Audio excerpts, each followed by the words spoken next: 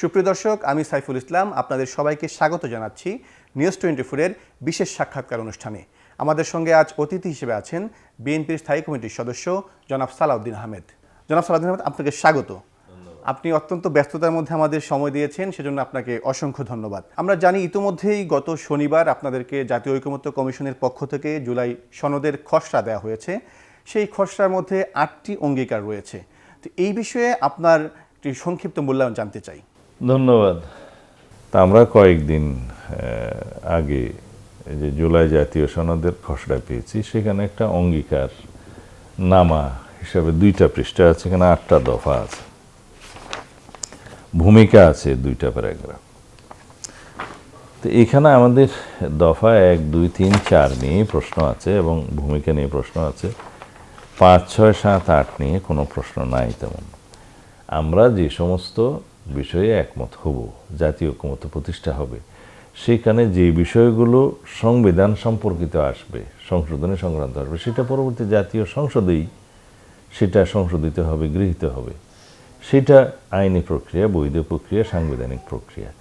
এর বাইরে সংবিধান সংশোধনী ব্যতি রেখে অন্যান্য যে সমস্ত আইন কানুন বিধি বিধানের জন্য এখানে জাতীয় ঐকমত্য প্রতিষ্ঠিত হবে পরিবর্তনের বিষয়ে, সেগুলো এই সরকার তার মেয়াদকালের মধ্যেই বাস্তবায়ন করতে পারে, তাতে তো কোনো অসুবিধা নেই। শুধু সাংবিধানিক বিষয়গুলো নির্ধারণ করার জন্য, সংশোধন করার জন্য জাতীয় সংসদে যেতে হবে। এর বাইরে যে সমস্ত প্রক্রিয়া চিন্তা করা হচ্ছে, তার মধ্যেই ওনারা সেটা বলেছেন যে জুলাই জাতীয় সনদ, এই যে বিদ্যমান সংবিধান ও অন্য আইনে ভিন্নতর কিছু থাকলেও সেই ক্ষেত্রে এই সনদের বিধান, প্রস্তাব, সুপারিশ প্রাধান্য পাবে। এটা সঠিক নয়। সংবিধানের উপরে যে কোনো দলিলকে প্রাধান্য দেওয়া, স্থাপন মানে এটাকে বিধি বিধানকে সবগুলোকে প্রাধান্য দেওয়ার মানে হচ্ছে রাষ্ট্রে একটা সংবিধান থাকা সত্ত্বেও তার উপরে আর একটা দলিল সৃষ্টি করা, এবং এটা কোনোভাবেই সাংবিধানিক পদ্ধতি হবে না, আইনি পদ্ধতি হবে না, এবং এটা একটা খারাপ নজির হিসেবে ভবিষ্যতের জন্য থেকে যাবে। এই যে একটা সমঝোতা দলিল, একটা এগ্রিমেন্ট কিভাবে সাংবিধানিক সুপ্রা কনস্টিটিউশনাল ইনস্ট্রুমেন্ট হিসাবে প্রতিষ্ঠা পেতে পারে। সুতরাং এই বিষয়ে আরও আমার মনে হয় যে আলাপ আলোচনার মধ্য দিয়ে এই ভাষাগুলো ঠিক করতে হবে এবং সঠিক একটা প্রক্রিয়া বের করতে হবে। এরপরে বলেছে দফা 3-এর মধ্যে সুপ্রিম কোর্টের আপিল বিভাগের উপর ন্যস্ত থাকবে কি, যে কোনো রকমের ব্যাখ্যা এই এগ্রিমেন্টের, এই সমঝোতা দলিলের। তো যে কোনো এগ্রিমেন্টের ব্যাখ্যা সুপ্রিম কোর্টের আপিল বিভাগে নিতে গেলে সেখানে কে নিয়ে যাবে, কেন নিয়ে যাবে, কোন বিষয়টা নিয়ে যাবে? আপিলের ডিভিশনের এখতিয়ার কি? আপিল শুনানি করা, অন্যান্য কনস্টিটিউশনাল বিষয়গুলো যেগুলো কনস্টিটিউশন থাকে ক্ষমতা দিয়েছে সেটা শুনানি করা। তো এটা তো কোনো আইন নয়, এটা কোনো অধ্যাদেশও নয়, এটা কোনো সংবিধানের বিধানও নয়। তো এখানে কে নিয়ে যাবে, কেন ব্যাখ্যার জন্য নিয়ে যাবে? তো এটা নিয়ে অনেক আলাপ আলোচনা করতে হবে যে সেই এখতিয়ার আছে কিনা, বা কোনো একটা দলিল এটা পাঠাতে পারে কিনা, কে পাঠাবে, এটা কি প্রেসিডেন্ট পাঠাবে, কোনো জনগণ এখতিয়ার আছে সেটা পাঠানোর জন্য, বিষয়গুলো পরিষ্কার করার দরকার। এরপরে আরেকটা দিয়েছে যে এই দলিলটা সাংবিধানিক ও আইনগতভাবে বলবৎযোগ্য হিসেবে গণ্য হবে বিধায় এর বৈধতা, প্রয়োজনীয়তা কিংবা জারির কর্তৃত্ব সম্পর্কে কোনো আদালতে প্রশ্ন তোলা যাবে না। এটা সঠিক নয়। কোনো আদালতে প্রশ্ন তোলার এখতিয়ার, আইনের আশ্রয় লাভের এখতিয়ার আর্টিকেল 31-এ বিধৃত আছে আমাদের সংবিধানের। সেই অনুসারে যে কোনো নাগরিক স্বাধীন, they are at liberty to raise any question or to get the relief according to law. তো সেই জায়গাটা আমরা ক্ষুণ্ণ করতে পারি না। তা এখন বৈধতা নিয়ে কোথাও প্রশ্ন তোলা যাবে না, সেইটার এখতিয়ার তো সংবিধানে যে 2-1 জায়গায় আছে, সেটা হচ্ছে সার্বভৌম সংসদের মধ্যে যে আলাপ আলোচনা হয়, কার্য দ্বারা হয়, কার্য বিবরণী হয়, যা কিছুই ওখানে আলাপ আলোচনা হবে, সেই কার্যক্রম সম্পর্কে আদালতে প্রশ্ন তোলা যায় না, কারণ এটা সোভারেইন হাউস। এবং আরেকটা জায়গায় আছে নির্বাচন কমিশনের সম্পর্কিত আর্টিকেল 125-এ যে তাদের কিছু কিছু সিদ্ধান্ত আছে ডিলিমিটেশন ইত্যাদি সংক্রান্ত, সেটা আদালতে প্রশ্ন তোলা যায় না। কিন্তু যে সমস্ত বিষয়ে আদালতে প্রশ্ন তোলা যাবে না, সেই বিষয়গুলো সংবিধানে উল্লেখ থাকে। এখন আমরা রাজনৈতিক দলের নেতারা স্বাক্ষর করে একটা দলিল দিলাম, যদি বলি যে এটা আদালতে প্রশ্ন তোলা যাবে না, সেটা কতটুকু আইনানুগ এবং যুক্তিসঙ্গত হচ্ছে সেই বিষয়গুলো চিন্তা করতে হবে।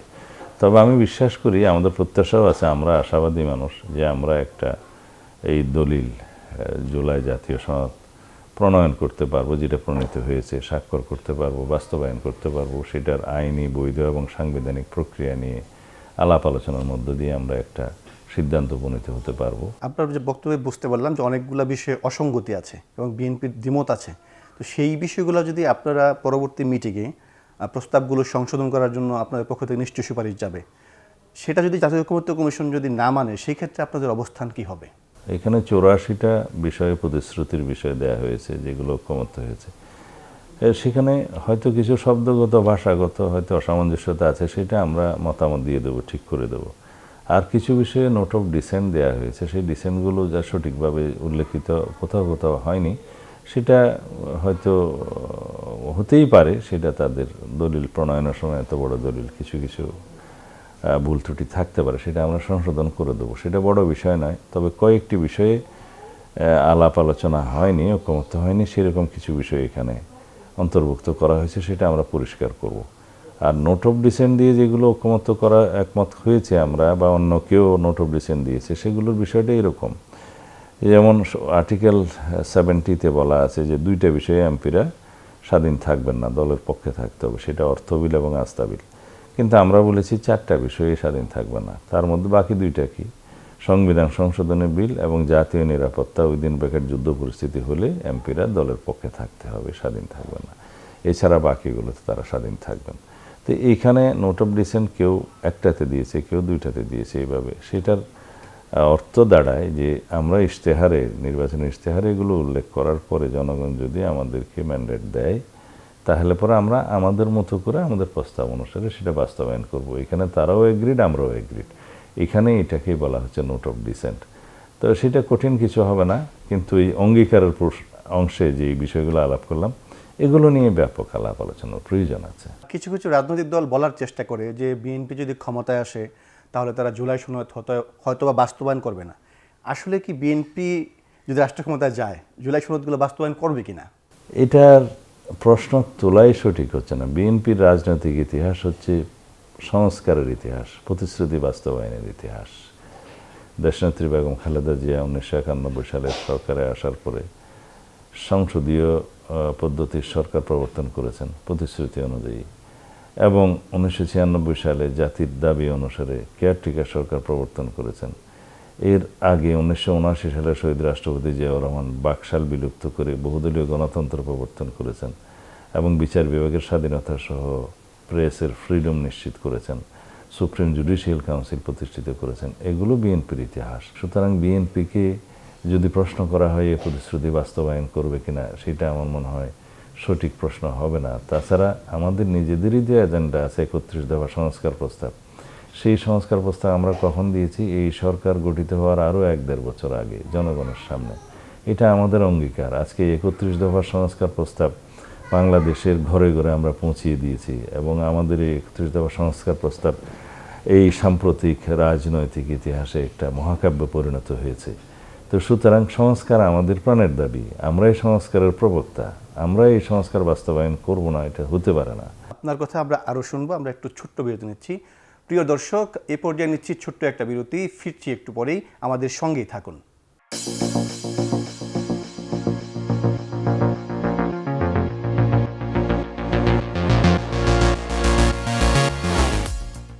সুপ্রিয় দর্শক, বিরতির পর আপনাদের স্বাগত জানাচ্ছি। নিউজ 24-এর বিশেষ সাক্ষাৎকার অনুষ্ঠানে আমাদের সঙ্গে কথা বলছেন বিএনপির স্থায়ী কমিটির সদস্য সালাউদ্দিন আহমেদ। জনাব সালাউদ্দিন আহমেদ, বিরতির পর আপনাকে আবারও স্বাগত জানাচ্ছি।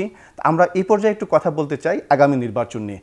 ইতিমধ্যেই সরকার এবং নির্বাচন কমিশনের পক্ষ থেকে স্পষ্ট করে বলা হয়েছে যে আগামী বছরের ফেব্রুয়ারিতে নির্বাচন হবে, এবং সেই নির্বাচনটি একটি আন্তর্জাতিক মানের সুষ্ঠু ও গ্রহণযোগ্য নির্বাচন করতে চায়, সেটিও বলা হয়েছে। তো আপনারা তো বিএনপি গত 16 বছর একটি সুষ্ঠু নির্বাচনের পক্ষে আন্দোলন করেছেন, অনেক মানুষ আপনাদের গুম খুনের শিকার হয়েছে, অনেকে নিপীড়িত হয়েছে। তো আগামী নির্বাচনটাকে সুষ্ঠু করার জন্য বিএনপির দলীয় অবস্থান কি হবে এবং আপনারা কি আশা করছেন ফেব্রুয়ারি নির্বাচন নিয়ে? আমরা অতি অবশ্যই আশাবাদী আগামী ফেব্রুয়ারির নির্বাচন একটি বিশ্বমানের নির্বাচন হবে, সুষ্ঠু, নিরপেক্ষ, অবাধ নির্বাচন হবে, এবং সেই নির্বাচন সারা পৃথিবীব্যাপী স্বীকৃতি পাবে। আমরা উৎসব মুখর নির্বাচন হবে বলে আমরা আশা করি, এবং সেই নির্বাচনের জন্য জনগণ অপেক্ষা করছে। যে নির্বাচনের জন্য আমাদের সন্তানরা শহীদ হয়েছেন, যে ভোটাধিকার প্রয়োগের জন্য দেশের মানুষ রক্ত দিয়েছে, যে ভোটাধিকার প্রয়োগের জন্য সেই দাবি আদায়ের জন্য দীর্ঘ 16 বছর ফ্যাসিবাদ বিরোধী আন্দোলন করেছে, এই নির্বাচনটা আগামী ফেব্রুয়ারিতে হবে ইনশাআল্লাহ। একে মাননীয় প্রধান উপদেষ্টা সেটা প্রতিশ্রুতি দিয়েছেন, ভাষণ দিয়েছেন, নির্বাচন কমিশনে চিঠি দিয়েছেন, নির্বাচন কমিশনের প্রস্তুতি সমাপ্ত। আমরা সেই নির্বাচনে আমাদের রাজনৈতিক দল হিসেবে আমাদের পক্ষ থেকে যা কিছু সহযোগিতার প্রয়োজন আমরা করব, এবং অন্যান্য সকল রাজনৈতিক শক্তি, গণতান্ত্রিক শক্তি, গণতান্ত্রিক রাজনৈতিক দল সবার কাছে আমাদের আহ্বান থাকবে, আসুন আমরা আলাপ আলোচনা করি এবং জাতীয় ঐক্যমত্য সৃষ্টি যেটা হয়েছে ফ্যাসিবাদ বিরোধী জাতীয় ঐক্য, সেটাকে আরও শক্তিশালী করি এবং আগামী জাতীয় নির্বাচনকে অর্থবহ করি এবং এটাকে সহজতর করার জন্য, গণতান্ত্রিক উত্তরণকে সহজতর করার জন্য যা কিছুই করা প্রয়োজন সেটা আমরা আলাপ আলোচনার মধ্য দিয়ে করি। এই বিষয়ে আমাদের সমস্ত সহযোগিতা থাকবে সকল সময়ে। আগামী নির্বাচনে বিএনপির সঙ্গে কোনো রাজনৈতিক দল জোট করবে কিনা, বা আপনারা কাদেরকে সঙ্গে নির্বাচন করতে চান? এটা আমাদের পূর্ব প্রতিশ্রুতি আছে যে আমাদের সাথে যারা ফ্যাসিবাদ বিরোধী আন্দোলনে, যুগপৎ আন্দোলনের সঙ্গী ছিল তাদের সাথে আমরা জোট করব। এর বাইরেও আমরা অন্য কোনো দলের সাথে, ইসলামপন্থী দুই একটি দলের সাথে, অন্যান্য গণতান্ত্রিক দলের সাথে আমরা জোট করতে পারি, তবে সেই সিদ্ধান্ত এখনো চূড়ান্ত হয়নি।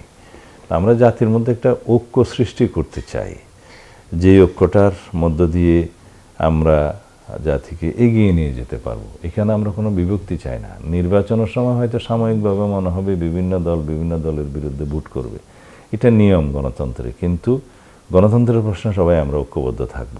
বিএনপি যদি এককভাবে নির্বাচিত হয়, তারা কি একক কোনো সরকার গঠন করবে নাকি সবাইকে নিয়ে জাতীয় সরকার করবে? এটা আমাদের প্রতিশ্রুতি আছে। যারা আমাদের সাথে আন্দোলনের, যুগপৎ আন্দোলনের শরিক ছিল, ফ্যাসিবাদ বিরোধী গণতান্ত্রিক আন্দোলনের শরিক ছিল, তাদেরকে নিয়ে আমরা নির্বাচন এবং ঐক্যমতের জাতীয় সরকার গঠন করব। কিন্তু সেই সরকারটা হবে ঐক্যমতের জাতীয় সরকার তাদেরকে নিয়ে। আর পিওর সেন্সে জাতীয় সরকার বলতে যেটা বোঝে সেটা হলো যে পার্লামেন্টে যে সকল দল আসে নির্বাচিত হয়ে তাদেরকে নিয়ে সরকার করলে সেটা পিওর সেন্সে জাতীয় সরকার। সেই জাতীয় সরকারের প্রতিশ্রুতি আমরা দেইনি। আমরা বলেছি আমাদের সাথে যারা যুগপৎ আন্দোলনের শরিক ছিল, ফ্যাসিবাদ বিরোধী আন্দোলনের শরিক ছিল, তাদেরকে নিয়ে নির্বাচন এবং তাদেরকে নিয়েই ঐক্যমতের ভিত্তিতে জাতীয় সরকার গঠন করে 31 দফা বাস্তবায়ন করবো। এটা হচ্ছে 31 দফার একদম সূচনা, ভূমিকা লগ্নে এই কথাটা বলা আছে। কিছু কিছু রাজনৈতিক দল তারা পিআর পদ্ধতিতে নির্বাচন চায়। বাংলাদেশের বর্তমান যে রাজনৈতিক সংকট, বর্তমান যে প্রেক্ষাপট, সেই ক্ষেত্রে কি আসলে পিআর পদ্ধতি কতটা যৌক্তিক? পিআর পদ্ধতি সম্পূর্ণ অযৌক্তিক এবং এই পিআর পদ্ধতির নির্বাচন বাংলাদেশের মানুষ আগে অভিজ্ঞতা নেই এবং পিআর পদ্ধতি সম্পর্কে দেশের মানুষ সচেতন নয়। আমরা এই ধরনের কোনো এক্সপেরিমেন্ট বর্তমান পরিস্থিতিতে করতে চাই না। কারণ পিআর পদ্ধতির নির্বাচন হচ্ছে যে সমস্ত এলাকায় একজন এমপি নির্বাচিত হয়, এখন মানুষ জানে যে তার এমপি কে কে হতে পারেন, তাদেরকে কোন কোন দল মনোনয়ন দিবে, মার্কার মধ্যে ভোট দিবে, সে কে হতে পারেন।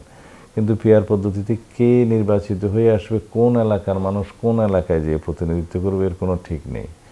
সুতরাং হয়তো আমাদের এলাকায় জনগণ যদি আমাকে ভোট দেয় তাইলে তারা মনে করবে যে আমি এমপি হব, কিন্তু যদি তারা একটা মার্কাকে ভোট দেয় এবং সেই মার্কার যে দল সে কাকে এমপি মনোনীত করবে কেউ জানবে না।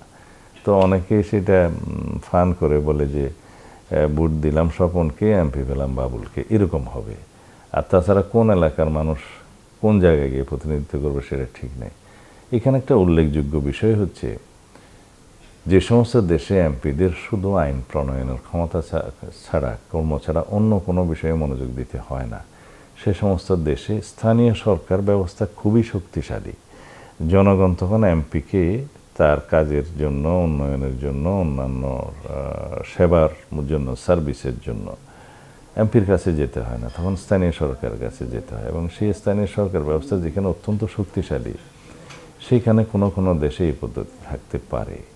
তা আমাদের এখানে সাবজেক্ট টু মেনি কন্ডিশনস, যে এখানে পিআর পদ্ধতি কেন উচিত হবে না সেটার বহু যুক্তি আছে। আমরা বিগত 3টি নির্বাচনে আইনশৃঙ্খলা বাহিনীর একটা প্রশ্নবিদ্ধ ভূমিকা দেখেছি এবং গত 1 বছরে এই অন্তর্বর্তী সরকার দায়িত্ব নেওয়ার পরও আইনশৃঙ্খলা পরিস্থিতির খুব বেশি উন্নতি হয়নি। তো এমন অবস্থায় আগামী নির্বাচনে আইনশৃঙ্খলা বাহিনী কতটা সক্ষম হবে একটি সুষ্ঠু নির্বাচন আয়োজন করতে? আশা করি আইনশৃঙ্খলা রক্ষাকারী বাহিনী যে সময়টা সামনে আছে তার মধ্যে তারা নির্বাচনমুখী যে সমস্ত প্রস্তুতি আছে সেগুলো সম্পন্ন করবে এবং তারা বিশেষ করে আইনশৃঙ্খলা বাহিনী বলতে এখন যেহেতু আরপিও সংশোধনের মধ্যে সশস্ত্র বাহিনীকেও অন্তর্ভুক্ত করা হয়েছে, সেই জন্য আমরা আশাবাদী যে আমাদের পুলিশিং বাদে, পুলিশ ব্যবস্থা বাদেও বিজিবি, বিডিআর, আনসার এবং সেনাবাহিনী অন টপ অফ অল ভূমিকা পালন করবে। এখানে আমরা যতটুকু জানতে পেরেছি যে প্রায় লক্ষাধিক সেনা সদস্য নির্বাচনী কর্মকাণ্ডের সাথে যুক্ত হবেন, সে আইনশৃঙ্খলা রক্ষা ইত্যাদি কর্মে ম্যাজিস্ট্রেসি পাওয়ার সহ। সেই ক্ষেত্রে আমরা খুব আশাবাদী যে আইনশৃঙ্খলা নিয়ন্ত্রণে থাকবে। মোরওভার এইবার জনগণই পাহারা দিবে, জনগণই একটি স্বচ্ছ, অবাধ ও নিরপেক্ষ নির্বাচনের জন্য অপেক্ষা করছে। এখানে আইনশৃঙ্খলা বাহিনী গৌণ হবে, মুখ্য হবে জনগণের ভূমিকা, জনগণই প্রতিহত করবে যদি কোনো রকমের অনিয়ম হয়। তা আমরা খুবই আশাবাদী একটা স্বচ্ছ, নিরপেক্ষ এবং শান্তিপূর্ণ উৎসবমুখর নির্বাচন হবে। বিএনপি যে নির্বাচনী যে ইশতেহারটা প্রণয়ন করবে, সেই ইশতেহারে মূলত কোন বিষয়গুলোকে প্রাধান্য দেওয়া হবে এবং 31 দফার যেটা আমরা দেখেছি যে বিএনপি রাষ্ট্র সংস্কারের জন্য 31 দফা দিয়েছে, সেই 31 দফার বিষয়গুলো এই আগামী নির্বাচনী ইশতেহারে আসবে কিনা? আমাদের ইশতেহারে জনপ্রত্যাশা প্রতিফলিত হবে।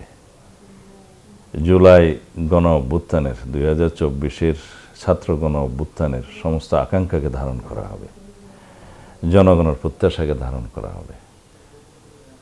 বিশেষ করে তরুণ প্রজন্মের রাজনৈতিক ভাবনা এবং চাহিদাকে ধারণ করা হবে। আমাদের ইশতেহারে 31 দফার প্রাধান্য থাকবে, যে প্রস্তাবগুলো, সংস্কারগুলো দিয়েছি। রাষ্ট্র কাঠামো সংস্কারের বক্তব্যগুলো থাকবে। জ্ঞানভিত্তিক, মেধাভিত্তিক, প্রযুক্তিভিত্তিক রাষ্ট্র এবং সমাজ বিনির্মাণের জন্য আমাদের বক্তব্য থাকবে ইশতেহারে। তো সুতরাং আগামীতে আমরা যে নির্বাচনী ইশতেহার প্রণয়ন করব, সেটা হবে একটি জাতির মুক্তির সনদ। জনাব সালাউদ্দিন আহমেদ, আপনাকে অসংখ্য ধন্যবাদ। অনেক ব্যস্ততার মধ্যে আমাদের সময় দিয়েছেন। আমরাও চাই আগামী নির্বাচন সুষ্ঠু, নিরপেক্ষ হোক এবং বাংলাদেশের মানুষের যে প্রত্যাশিত একটি সরকার ব্যবস্থা, জবাবদিহিতামূলক সরকার ব্যবস্থা, সেটি প্রণয়ন হোক, আমরা সেটি আশা করছি। প্রিয় দর্শক, আমাদের সঙ্গে এতক্ষণ সময় দিয়েছেন বিএনপির স্থায়ী কমিটির সদস্য সালাউদ্দিন আহমেদ। আজ এ পর্যন্তই। এতক্ষণ সঙ্গে থাকার জন্য সবাইকে ধন্যবাদ।